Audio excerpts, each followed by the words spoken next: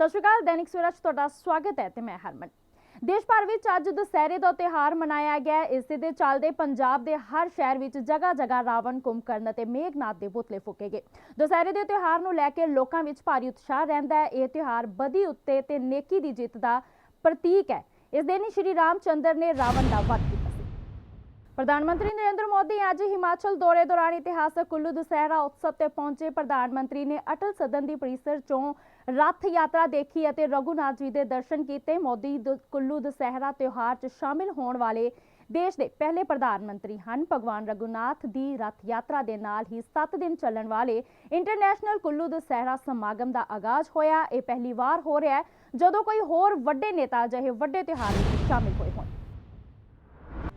ਇਹ ਇਤਿਹਾਸਿਕ ਕੁੱਲੂ ਦਸ਼ਹਿਰਾ ਉਤਸਵ ਦੀ ਉਹ ਤਸਵੀਰ ਹੈ ਜੋ ਇਸ ਵਾਰ ਇਤਿਹਾਸ ਬਣ ਗਈ। ਪਹਿਲੀ ਵਾਰ ਖੁਦ ਪ੍ਰਧਾਨ ਮੰਤਰੀ ਨਰਿੰਦਰ ਮੋਦੀ ਹਿਮਾਚਲ ਪ੍ਰਦੇਸ਼ ਦੇ ਕੁੱਲੂ ਪਹੁੰਚੇ ਅਤੇ ਇਸ ਉਤਸਵ ਦੇ ਵਿੱਚ ਸ਼ਾਮਿਲ ਹੋਏ। ਪੀਐਮ ਨੇ ਅਟਲ ਸਦਨ ਦੇ ਵਿਹੜੇ ਤੋਂ ਰਥ ਯਾਤਰਾ ਦੇਖੀ ਅਤੇ ਰਘੁਨਾਥ ਜੀ ਦੇ ਦਰਸ਼ਨ ਕੀਤੇ। ਮੋਦੀ ਕੁੱਲੂ ਦਸ਼ਹਿਰਾ ਉਤਸਵ 'ਚ ਸ਼ਾਮਿਲ ਹੋਣ ਵਾਲੇ ਦੇਸ਼ ਦੇ ਪਹਿਲੇ ਪ੍ਰਧਾਨ ਮੰਤਰੀ ਨੇ। ਭਗਵਾਨ ਰਘੁਨਾਥ ਦੀ रथ यात्रा के नाल ही 7 दिन चलने वाले इंटरनेशनल कुल्लू दशहरे का अज आगाज हो गया है।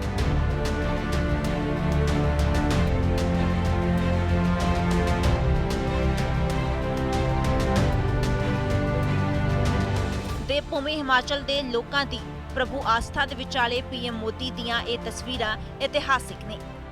हिमाचल के इतिहास च पहली बार देश के प्रधानमंत्री नरेंद्र मोदी ने शिरकत की है। प्रधानमंत्री का रवायती वाद यंत्रां दीयां धुनां दे नाल स्वागत किया गया। इस दौरान सीएम ने उन्होंने स्मृति चिन्ह भी दिता अते उन्होंने अभिनंदन भी किया। रथ यात्रा की शुरुआत होंदे ही प्रधानमंत्री मोदी मंच तो उतर के सड़क ते सीधा जनता दे विचाले आ गए।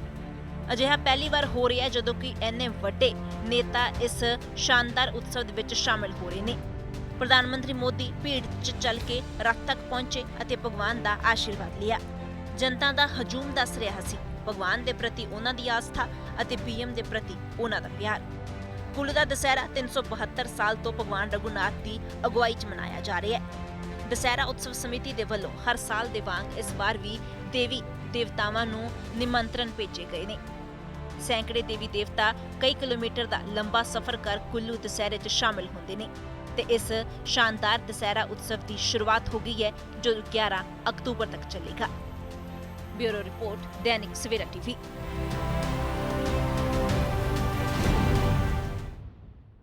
हिमाचल चोण मुहिम शुरू होने तो पहला प्रधानमंत्री नरेंद्र मोदी ने हिमाचल प्रदेश के लोगों को एम्स की सौगात दी।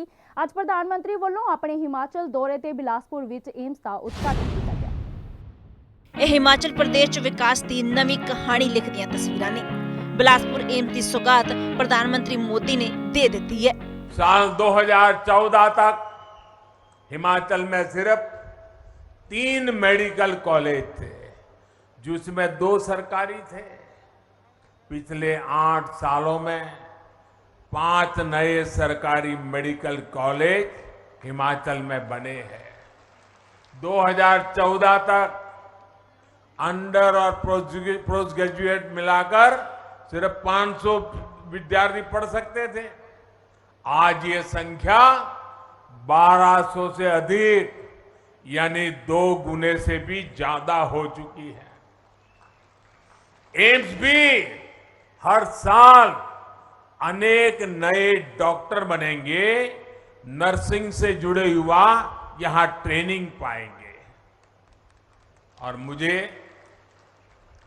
जयराम जी की टीम को, जयराम जी को, भारत सरकार के आरोग्य मंत्री और आरोग्य मंत्रालय को विशेष रूप से बधाई देनी है। मेरा सौभाग्य है कि विजयादशमी पर हिमाचल प्रदेश के लोगों को स्वास्थ्य, शिक्षा, रोजगार और इंफ्रास्ट्रक्चर के हजारों करोड़ रुपए के प्रोजेक्ट्स इसका उपहार देने का अवसर मिला है। हिमाचल की विकास यात्रा का सही यात्री बनने का अवसर मिला है। और मैं अभी सुन रहा था, अनुराग जी बड़े जोर जोर से बोल रहे थे कि ये मोदी जी ने किया, ये मोदी जी ने किया, ये मोदी जी ने कहा। हमारे नड्डा जी भी कह रहे थे ये मोदी जी ने किया, ये मोदी जी ने किया। और हमारे मुख्यमंत्री जयराम जी भी कह रहे थे मोदी जी ने किया, मोदी जी ने किया। लेकिन मैं सच्चाई बता दूं, सच्चाई बता दूं किसने किया, बता दो। ये जो कुछ भी हो रहा है ना, वो आपने किया है। ਸਭ ਤੋਂ ਪਹਿਲਾਂ ਸਮਝਦੇ ਹਾਂ ਹਿਮਾਚਲ ਦੇ ਵਿੱਚ ਬਿਲਾਸਪੁਰ ਏਮਸ ਦਾ ਮਤਲਬ ਕੀ ਹੈ। ਬਿਲਾਸਪੁਰ ਵਿੱਚ ਏਮਸ ਹੋਣ ਦਾ ਸਿੱਧਾ ਫਾਇਦਾ ਮੰਡੀ, ਕੁੱਲੂ, ਹਮੀਰਪੁਰ ਅਤੇ ਬਿਲਾਸਪੁਰ ਸਮੇਤ ਸ਼ਿਮਲਾ ਵਰਗੇ ਜ਼ਿਲ੍ਹਿਆਂ ਨੂੰ ਹੈ। ਚੰਡੀਗੜ੍ਹ ਪੀਜੀਆਈ 'ਚ ਇਲਾਜ ਦਾ ਬੋਝ ਘੱਟ ਹੋਵੇਗਾ। ਇਲਾਜ ਦੇ ਲਈ ਲੋਕਾਂ ਨੂੰ ਹਿਮਾਚਲ ਤੋਂ ਦਿੱਲੀ ਵੀ ਨਹੀਂ ਜਾਣਾ ਪਏਗਾ, ਜਦਕਿ ਹਿਮਾਚਲ ਪ੍ਰਦੇਸ਼ ਦੇ ਵਿੱਚ ਹੀ ਵਧੀਆ ਅਤੇ ਸਰਕਾਰੀ ਇਲਾਜ ਏਮਸ ਬਿਲਾਸਪੁਰ 'ਚ ਮਿਲੇਗਾ। ਪ੍ਰਧਾਨ ਮੰਤਰੀ ਨਰਿੰਦਰ ਮੋਦੀ ਨੇ ਹਿਮਾਚਲ ਦੇ ਬਿਲਾਸਪੁਰ ਦੇ ਵਿੱਚ 1470 ਕਰੋੜ ਦੀ ਲਾਗਤ ਨਾਲ ਬਣੇ ਏਮਸ ਦਾ ਉਦਘਾਟਨ ਕੀਤਾ ਹੈ। ਏਮਸ ਨੂੰ ਰਿਕਾਰਡ ਸਮੇਂ ਦੇ ਵਿੱਚ ਬਣਾਉਣ ਦਾ ਜ਼ਿਕਰ ਕਰਨਾ ਵੀ ਪ੍ਰਧਾਨ ਮੰਤਰੀ ਨਹੀਂ ਭੁੱਲੇ ਅਤੇ ਕਾਂਗਰਸ ਤੇ ਨਿਸ਼ਾਨਾ ਵੀ ਸਾਧ ਦਿੱਤਾ। पहले सरकारें शिलान्यास का पत्थर लगाती थी और चुनाव निकलने के बाद भूल जाती थी। आज भी हिमाचल में जाओगे, हमारे धूमल जी ने एक बार कार्यक्रम किया था, कहां कहां पत्थर पड़े हैं ढूंढने का, और ढेर सारे ऐसे कार्यक्रम जहां पत्थर पड़े थे, काम नहीं हुआ था। मुझे याद है, मैं एक बार रेलवे का रिव्यू कर रहा था, आपके ऊना के पास एक रेलवे लाइन बिछानी थी। 35 साल पहले निर्णय हुआ था, 35 साल पहले पार्लियामेंट में घोषणा हुई थी, लेकिन फिर फाइल बंद। ਬਿਲਾਸਪੁਰ ਏਮਸ ਦੀ ਨੀਂਹ ਅਕਤੂਬਰ 2017 ਚ ਰੱਖੀ ਗਈ ਸੀ, ਜਦਕਿ ਪੂਰਾ ਕੰਮ ਇਸ ਦਾ ਅਕਤੂਬਰ 2022 ਦੇ ਵਿੱਚ ਹੋਇਆ। ਇਸ ਦੇ ਉੱਪਰ ਕੁੱਲ ਲਾਗਤ 1470 ਕਰੋੜ ਰੁਪਏ ਆਈ ਹੈ। ਇਸ ਦੇ ਵਿੱਚ 18 ਸਪੈਸ਼ਲਿਟੀ ਵਿਭਾਗ ਨੇ, ਜਦਕਿ 17 ਸੁਪਰ ਸਪੈਸ਼ਲਿਟੀ ਡਿਪਾਰਟਮੈਂਟ ਨੇ।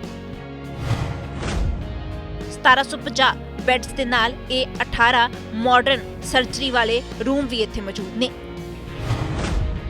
247 ਏਕੜ 'ਚ ਬਣਿਆ ਬਿਲਾਸਪੁਰ ਏਮਸ। ਤਾਂ ਹਿਮਾਚਲ ਦੇ ਵਿੱਚ ਚੋਣਾਂ ਦਾ ਸ਼ੰਖ ਵਜਾਉਣ ਤੋਂ ਪਹਿਲਾਂ ਏਮਸ ਦੀ ਸੁਕਾਤ ਬੀਜੇਪੀ ਵਾਸਤੇ ਮਾਸਟਰ ਸਟ੍ਰੋਕ ਮੰਨੀ ਜਾ ਰਹੀ ਹੈ। ਏਮਸ ਦੀ ਨੀਂਹ 2017 ਚ ਰੱਖੀ ਗਈ ਸੀ। ਬੀਜੇਪੀ ਪ੍ਰਧਾਨ ਜੇਪੀ ਨੱਡਾ ਦੇ ਗ੍ਰਹਿ ਜ਼ਿਲ੍ਹੇ 'ਚ ਬਣੇ ਇਸ ਮੈਡੀਕਲ ਸੰਸਥਾਨ ਦਾ ਕੰਮ 6 ਸਾਲ ਦੇ ਵਿੱਚ ਪੂਰਾ ਕਰਕੇ ਦੇਸ਼ ਦੇ ਨਾਮ ਇਸ ਨੂੰ ਸਮਰਪਿਤ ਕਰ ਦਿੱਤਾ ਗਿਆ ਹੈ। ਪੀਐਮ ਮੋਦੀ ਨੇ ਕਹਿ ਦਿੱਤਾ ਹੈ ਕਿ ਹੁਣ ਏਮਸ ਦਾ ਮਤਲਬ ਦਿੱਲੀ ਨਹੀਂ, ਬਲਕਿ ਏਮਸ ਦਾ ਮਤਲਬ ਬਿਲਾਸਪੁਰ ਹੋਵੇਗਾ, ਜਿਸ ਦਾ ਫਾਇਦਾ ਮੈਡੀਕਲ ਦੇ ਖੇਤਰ 'ਚ ਹਿਮਾਚਲ ਪ੍ਰਦੇਸ਼ ਸਮੇਤ ਪੰਜਾਬ ਨੂੰ ਵੀ ਮਿਲੇਗਾ। Bureau report, Dainik Savera TV. Punjab ਦੇ ਮੁੱਖ ਮੰਤਰੀ ਭਗਵੰਤ ਮਾਨ ਦੀ ਅਗਵਾਈ ਵਾਲੀ ਮਾਨ ਸਰਕਾਰ ਨੇ ਇੱਕ ਵੱਡੀ ਪ੍ਰਾਪਤੀ ਹਾਸਲ ਕੀਤੀ ਹੈ। ਪੰਜਾਬ ਵਿੱਚ ਪਹਿਲੀ ਵਾਰ ਸਿਰਫ 6 ਮਹੀਨਿਆਂ 'ਚ GST ਕਲੈਕਸ਼ਨ 10,000 ਕਰੋੜ ਨੂੰ ਪਾਰ ਕਰ ਗਿਆ। ਸਾਲ 2021 ਦੇ 6 ਮਹੀਨਿਆਂ ਵਿੱਚ 8,650 ਕਰੋੜ GST ਦੀ ਵਸੂਲੀ ਹੋਈ। ਮਾਨ ਸਰਕਾਰ ਨੇ ਪਹਿਲੇ 6 ਮਹੀਨਿਆਂ ਵਿੱਚ 10,604 ਕਰੋੜ ਦੀ ਵਸੂਲੀ ਦਰਜ ਕੀਤੀ ਹੈ। ਪੰਜਾਬ ਨੇ ਪਿਛਲੇ ਵਿੱਤੀ ਸਾਲ ਦੇ ਮੁਕਾਬਲੇ GST ਕਲੈਕਸ਼ਨ ਵਿੱਚ 22.6% ਦਾ ਵਾਧਾ ਦਰਜ ਕੀਤਾ ਹੈ। ਜਾਣਕਾਰੀ ਵਿੱਤ ਮੰਤਰੀ ਹਰਪਾਲ ਚੀਮਾ ਵੱਲੋਂ ਦਿੱਤੀ ਗਈ।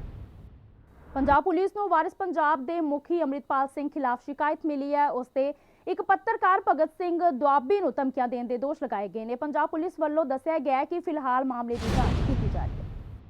ਭਾਰਤੀ ਹਵਾਈ ਸੈਨਾ ਚੰਡੀਗੜ੍ਹ ਵਿੱਚ 에ਅਰ ਸ਼ੋਅ ਕਰਨ ਜਾ ਰਹੀ ਹੈ। 에ਅਰ ਸ਼ੋਅ 8 ਅਕਤੂਬਰ ਨੂੰ ਹਵਾਈ ਸੈਨਾ ਦਿਵਸ ਮੌਕੇ ਚੰਡੀਗੜ੍ਹ ਦੀ ਸੁਖਨਾ ਝੀਲ ਵਿਖੇ ਆਯੋਜਿਤ ਕੀਤਾ ਜਾਵੇਗਾ। ਦੱਸ ਦਈਏ ਕਿ ਸ਼ੋਅ ਵਿੱਚ ਹਜ਼ਾਰਾਂ ਦੀ ਅਦਭੁਤ ਕਲਾਬਾਜ਼ੀ ਦੇਖਣ ਨੂੰ ਮਿਲੇਗੀ। ਇਸ ਵਾਰ ਆਨਲਾਈਨ ਸ਼ੋਅ ਦੀਆਂ ਟਿਕਟਾਂ ਕਾਰਨ ਚੰਡੀਗੜ੍ਹ ਤੋਂ ਬਾਹਰ ਰਹਿੰਦੇ ਲੋਕ ਵੀ 에ਅਰ ਸ਼ੋਅ ਦਾ ਹਿੱਸਾ ਬਣ ਸਕਣਗੇ। ਲੋਕਾਂ ਨੇ ਐਪ ਨੂੰ ਡਾਊਨਲੋਡ ਕਰਕੇ ਸ਼ੋਅ ਦੇ ਪਾਸ ਲੈ ਲਏ ਨੇ। ਇਸ 에ਅਰ ਸ਼ੋਅ ਦੇ ਸਾਰੀਆਂ ਟਿਕਟਾਂ 24 ਘੰਟਿਆਂ 'ਚ ਬੁੱਕ ਹੋ ਗਈਆਂ। ਪਹਿਲੇ ਦਿਨ 25,000 ਲੋਕਾਂ ਨੇ ਟਿਕਟਾਂ ਬੁੱਕ ਕਰਵਾਈਆਂ, ਜਿਨ੍ਹਾਂ ਵਿੱਚ ਕਈ ਸੂਬਿਆਂ ਤੇ ਵਿਦੇਸ਼ਾਂ ਦੇ ਲੋਕ ਵੀ ਸ਼ਾਮਿਲ ਨੇ। ਇਹ ਸ਼ੋਅ ਵਿੱਚ 80 ਲੜਾਕੂ ਜਹਾਜ਼ਾਂ ਦੇ ਨਾਲ ਹਾਲ ਹੀ 'ਚ ਫੌਜ ਵਿੱਚ ਸ਼ਾਮਿਲ ਕੀਤੇ ਲੜਾਕੂ ਜਹਾਜ਼ ਇਹ ਸ਼ੋਅ ਦਾ ਹਿੱਸਾ ਹੋਣਗੇ। ਅਕਸਰ ਵਿਵਾਦਾਂ 'ਚ ਰਹਿਣ ਵਾਲਾ ਤਾਜਪੁਰ ਚਰਚ ਇੱਕ ਵਾਰ ਫਿਰ ਚਰਚਾ 'ਚ ਨਜ਼ਰ ਆ ਰਿਹਾ ਹੈ। ਇੱਥੇ ਬੀਤੇ ਦਿਨੀ 4 ਸਾਲਾ ਬੱਚੀ ਦੀ ਮੌਤ ਦੀ ਖਬਰ ਤੋਂ ਬਾਅਦ ਚਰਚ ਵਿਵਾਦ ਵਿੱਚ ਆਇਆ ਸੀ। ਉੱਥੇ ਹੀ ਹੁਣ 50 ਸਾਲਾ ਵਿਅਕਤੀ ਦੇ ਗਾਇਬ ਹੋਣ ਤੇ ਚਰਚ ਇੱਕ ਵਾਰ ਫਿਰ ਚਰਚਾ 'ਚ ਹੈ। ਜਾਣਕਾਰੀ ਮੁਤਾਬਕ ਉੱਤਰ ਪ੍ਰਦੇਸ਼ ਦੇ ਹਾਥਰਸ ਜ਼ਿਲ੍ਹੇ ਤੋਂ ਜਲੰਧਰ ਤਾਜਪੁਰ ਵਿੱਚ ਆਪਣੇ ਜਵਾਈ ਤੇ ਬੇਟੀ ਨਾਲ ਆਪਣਾ ਇਲਾਜ ਕਰਾਉਣ ਆਏ ਮੁੰਨਾ ਲਾਲ ਐਤਵਾਰ ਨੂੰ ਚਰਚ ਤੋਂ ਗਾਇਬ ਹੋ ਗਏ। ਮੁੰਨਾ ਲਾਲ ਦੇ ਜਵਾਈ ਨੇ ਦੱਸਿਆ ਕਿ ਐਤਵਾਰ ਨੂੰ ਚਰਚ ਵਿੱਚ ਪ੍ਰੇ ਹੋ ਰਹੀ ਤਾਂ ਉਹ ਬਾਥਰੂਮ ਵਾਸਤੇ ਬਾਹਰ ਗਏ ਪਰ ਮੁੜ ਵਾਪਸ ਨਹੀਂ ਪਰਤੇ।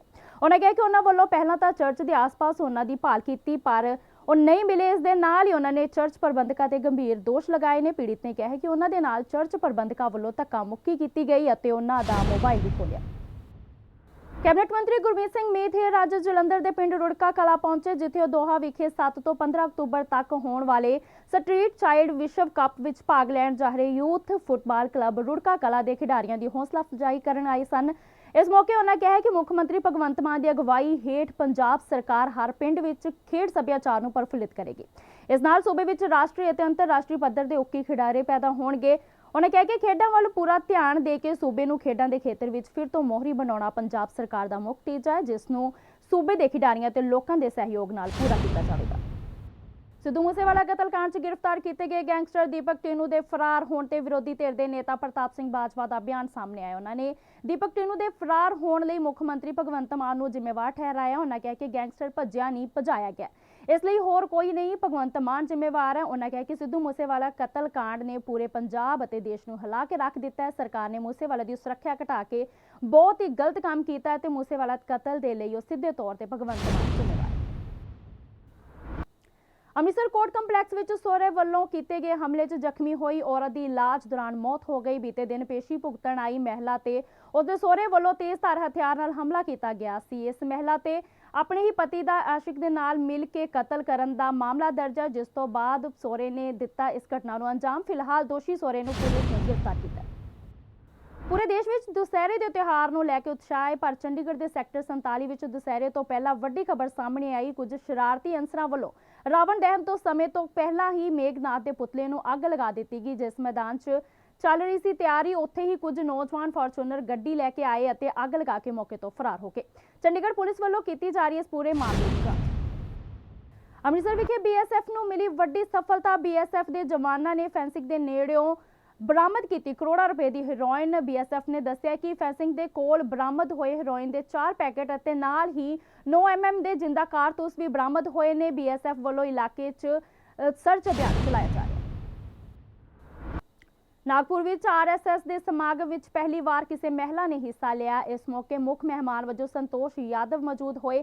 ਸੰਤੋਸ਼ ਯਾਦਵ 2 ਵਾਰ ਮਾਊਂਟ ਐਵਰੈਸਟ ਫਤਿਹ ਕਰਨ ਵਾਲੀ ਦੁਨੀਆ ਦੀ ਇਕਲੌਤੀ ਮਹਿਲਾ ਹੈ। ਇਸ ਮੌਕੇ ਸੰਘ ਸੰਚਾਲਕ ਮੋਹਨ ਭਾਗਵਤ ਨੇ ਆਪਣੀ ਸਪੀਚ ਵਿੱਚ ਇੱਕ ਵਾਰ ਫਿਰ ਆਬਾਦੀ ਕੰਟਰੋਲ ਦਾ ਜ਼ਿਕਰ ਕੀਤਾ। ਇਹ ਤਸਵੀਰਾਂ ਨੇ ਨਾਗਪੁਰ ਦੇ ਵਿੱਚ ਆਯੋਜਿਤ RSS ਯਾਨੀ ਰਾਸ਼ਟਰੀ ਸਵੈਂ ਸੇਵਕ ਸੰਘ ਦੇ ਪ੍ਰੋਗਰਾਮ ਦੀਆਂ। ਤਸਵੀਰਾਂ ਦਾ ਮਤਲਬ ਸਿਰਫ ਨਾਗਪੁਰ ਦੇ ਵਿੱਚ RSS ਦੇ ਵਿਜੇਦਸ਼ਮੀ ਪ੍ਰੋਗਰਾਮ ਤੱਕ ਨਹੀਂ ਹੈ, ਬਲਕਿ ਇਸ ਦਾ ਮਤਲਬ ਇਹ ਤਸਵੀਰਾਂ ਨੇ। RSS ਦੇ ਸ਼ਸਤਰ ਪੂਜਾ ਦੇ ਦੌਰਾਨ ਪਹਿਲੀ ਵਾਰ ਮਹਿਲਾ ਚੀਫ ਗੈਸਟ ਸੰਤੋਸ਼ ਯਾਦਵ ਮੌਜੂਦ ਸਨ। ਸੰਤੋਸ਼ 2 ਵਾਰ ਮਾਊਂਟ ਐਵਰੈਸਟ ਫਤਿਹ ਕਰਨ ਵਾਲੀ ਦੁਨੀਆ ਦੀ ਇਕਲੌਤੀ ਮਹਿਲਾ ਹੈ। ਹੁਣ ਤੱਕ ਆਰੋਪ ਲੱਗਦੇ ਰਹੇ ਨੇ ਕਿ RSS ਦੇ ਵਿੱਚ ਮਹਿਲਾਵਾਂ ਦੀ ਐਂਟਰੀ ਨਹੀਂ ਹੈ, ਲੇਕਿਨ RSS ਦੇ ਹੈੱਡਕੁਆਰਟਰ ਨਾਗਪੁਰ ਦੇ ਵਿੱਚ ਦੁਸਹਿਰੇ ਮੌਕੇ ਪ੍ਰੋਗਰਾਮ 'ਚ ਪਦਮ ਸ਼੍ਰੀ ਪਰਵਤਾਰੋਹੀ ਸੰਤੋਸ਼ ਯਾਦਵ ਨੂੰ ਚੀਫ ਗੈਸਟ ਦੇ ਤੌਰ ਤੇ ਬੁਲਾਇਆ ਗਿਆ ਅਤੇ ਉਹਨਾਂ ਦਾ ਸਨਮਾਨ ਕੀਤਾ ਗਿਆ। ਸੰਘ ਮੁਖੀ ਮੋਹਨ ਭਾਗਵਤ ਨੇ ਆਪਣੀ ਸਪੀਚ ਦੇ ਵਿੱਚ ਇੱਕ ਵਾਰ ਫਿਰ ਜਨਸੰਖਿਆ ਕੰਟਰੋਲ ਦਾ ਜ਼ਿਕਰ ਕੀਤਾ ਅਤੇ ਕਿਹਾ ਕਿ ਜਨਸੰਖਿਆ ਕੰਟਰੋਲ ਅਤੇ ਧਰਮ ਆਧਾਰਿਤ ਜਨਸੰਖਿਆ ਅਸੰਤੁਲਨ ਅਜਿਹੇ ਮੁੱਦੇ ਨੇ ਜਿਨ੍ਹਾਂ ਨੂੰ ਲੰਮੇ ਸਮੇਂ ਤੱਕ ਨਜ਼ਰ ਅੰਦਾਜ਼ ਨਹੀਂ ਕੀਤਾ ਜਾ ਸਕਦਾ। ਭਾਗਵਤ ਨੇ ਮਹਿਲਾ ਮੁੱਖ ਅਤਿਥੀ ਦੀ ਮੌਜੂਦਗੀ 'ਚ 1 ਘੰਟੇ ਤੱਕ ਸਪੀਚ ਦਿੱਤੀ। ਖੁਦ ਸੁਣੋ ਮੋਹਨ ਭਾਗਵਤ ਨੇ ਕੀ ਕੁਝ ਕਿਹਾ कि जनसंख्या में प्रमाण का भी संतुलन चाहिए। हम भुगते हैं। जनसंख्या का असंतुलन हुआ तो 50 साल पहले उसके गंभीर परिणामों को हमने भुगता, और केवल हमारा ऐसा हुआ ऐसा नहीं, आज की तारीख में पूर्व तिमोर नाम का एक नया देश बना, दक्षिण सुदान नाम का नया देश बना, कोसोवो बना। जनसंख्या में पंथ संप्रदाय के प्रमाण में अंतर आने से नए देश बन गए, देश टूट गए। यह असंतुलन, जन्मदर एक भाग है उसका, लेकिन जोर जबरदस्ती या छल कपट से, लालच से मतांतरण, यह सबसे बड़ा फैक्टर है। और जहां सीमा पार से घुसपैठ होती है, वहां घुसपैठ से भी यह होता है। उस संतुलन का भी ध्यान रखना देश हित की दृष्टि से अनिवार्य बात है। और इसलिए जनसंख्या की एक समग्र नीति बने, वो सब पर समान रूप से लागू हो, एक बार बनने के बाद किसी को छूट न मिले और समाज इसको स्वीकार कर ले, इसलिए उसके लिए मन बनाकर उसको लाया जाए, इसकी आवश्यकता है। क्योंकि फिर से समाज में अगर उसको नहीं माना तो नीति क्या करेगी। ਮੋਹਨ ਭਾਗਵਤ ਪਹਿਲਾਂ ਵੀ ਪੋਪੂਲੇਸ਼ਨ ਕੰਟਰੋਲ ਤੇ ਬਿਆਨ ਦੇ ਚੁੱਕੇ ਨੇ, ਲੇਕਿਨ ਇਸ ਵਾਰ ਉਹਨਾਂ ਦਾ ਬਿਆਨ ਚਾਹੇ ਪੁਰਾਣਾ ਹੈ ਲੇਕਿਨ ਤਸਵੀਰ ਨਵੀਂ ਹੈ, ਜਿਹਦੇ ਵਿੱਚ ਮਹਿਲਾ ਚੀਫ ਗੈਸਟ ਸੀ ਅਤੇ ਮਹਿਲਾ ਪੋਪੂਲੇਸ਼ਨ ਐਜੂਕੇਸ਼ਨ ਤੇ ਭਾਗਵਤ ਨੇ 1 ਘੰਟੇ ਦੀ ਸਪੀਚ ਦਿੱਤੀ। Bureau report, Dainik Savera TV. Uttarakhand ਵਿੱਚ ਇੱਕ ਭਿਆਨਕ ਬੱਸ ਹਾਦਸਾ ਹੋਣ ਦਾ ਸਮਾਚਾਰ ਮਿਲਿਆ। ਉੱਤਰਾਖੰਡ ਦੇ ਪੌੜੀ ਗੜਵਾਲ ਜ਼ਿਲ੍ਹੇ ਦੇ ਸਿਮਦੀ ਪਿੰਡ ਨੇੜੇ ਰਿਖਨੀਖਲ ਬਿਰੋਖਲ रोड ਤੇ 45 ਤੋਂ 50 ਲੋਕਾਂ ਨੂੰ ਲਿਜਾ ਰਹੀ ਇੱਕ ਬੱਸ ਦੇ ਖੱਡ ਵਿੱਚ ਡਿੱਗ ਜਾਣ ਦੀ ਖਬਰ ਹੈ। ਘਟਨਾ ਦੀ ਸੂਚਨਾ ਮਿਲਦੇ ਹੀ ਪੁਲਿਸ ਮੌਕੇ ਤੇ ਪਹੁੰਚੀ ਅਤੇ ਰਾਹਤ ਅਤੇ ਬਚਾਅ ਕੰਮ ਸ਼ੁਰੂ ਕਰ ਦਿੱਤਾ ਹੈ। ਮਿਲੀ ਜਾਣਕਾਰੀ ਅਨੁਸਾਰ ਬਰਾਤੀਆਂ ਨਾਲ ਭਰੀ ਇਹ ਬੱਸ ਲਾਲ ਢੰਗ ਤੋਂ ਕਾਰਾ ਟੱਲਾ ਜਾ ਰਹੀ ਸੀ। ਫਿਰ ਰਸਤੇ 'ਚ ਬਿਰੋਖਾਲ ਦੇ CMD ਬੈਂਡ ਨੇੜੇ ਬੇਕਾਬੂ ਹੋ ਕੇ ਖੱਡ 'ਚ ਡਿੱਗ ਗਈ। ਇਸ ਬੱਸ ਵਿੱਚ 40 ਤੋਂ 50 ਬਰਾਤੀ ਮੌਜੂਦ ਸਨ। ਇਹਨਾਂ ਵਿੱਚੋਂ 32 ਦੀ ਮੌਤ ਹੋ ਗਈ ਹੈ। इस भयानक बस हादसे की सूचना मिलते ही मुख्य मंत्री पुष्कर सिंह धामी आफत प्रबंधन केंद्र पहुंचे। स्थानक पिंड वासी भी बचाव कार्य च मदद कर रहे हैं। जख्मियों को इलाज लिए नेड़े के हस्पताल च भर्ती करवाया गया। उत्थे इस हादसे ते राष्ट्रपति द्रौपदी मुर्मू वालों भी दुख प्रगट किया गया। ते सानूं हुण तक दे कुछ खास खबरां, ज़्यादा जानकारी लिए जुड़े रहो दैनिक सवेरा दे नाल। देश भर विच मनाया गया दशहरे का त्योहार, जगह जगह साड़े गए रावण कुंभकर्ण ते मेघनाथ के पुतले। प्रधानमंत्री नरेंद्र मोदी ने कुल्लू दशहरे च लिया भाग, रथ यात्रा का भी लिया आनंद। प्रधानमंत्री नरेंद्र मोदी ने बिलासपुर च किया एम्स का उद्घाटन, लोगों लई वड्डी सौगात। मान सरकार की वड्डी प्राप्ति, पंजाब च पहली बार 6 महीनों च GST वसूली 10,000 करोड़ तो हुई पार।